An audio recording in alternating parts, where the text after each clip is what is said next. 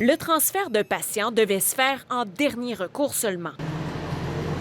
Mais c'est maintenant l'une des solutions ultimes pour désengorger des hôpitaux.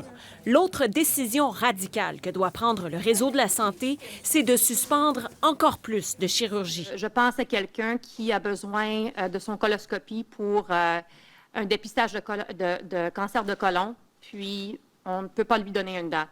Je pense à quelqu'un qui a une douleur quand il marche, puis il ne peut pas avoir son prothèse de hanche. Elle, c'est la sous-ministre Lucie O'Patterney, chargée de réorganiser les priorités d'hospitalisation en cas de débordement.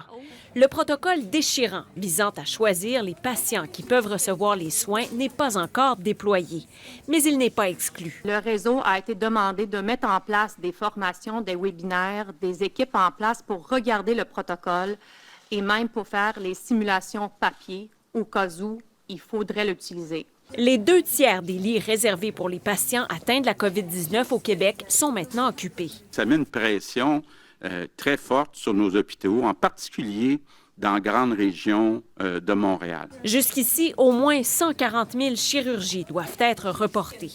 Alors, vous comprenez que les impacts sont énormes et se feront sentir pendant encore plusieurs mois, voire des années, en raison de retards qui s'accumulent dans les listes d'attente. Le taux de positivité mesure le pourcentage de personnes atteintes de la COVID-19. La seule nouvelle encourageante, c'est qu'il diminue.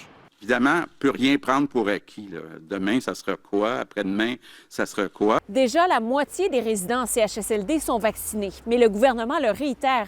La vaccination doit passer en vitesse grand V pour que les travailleurs de la santé puissent terminer leur marathon. Ils sont maintenant presque 8 000 absents du réseau à cause du virus.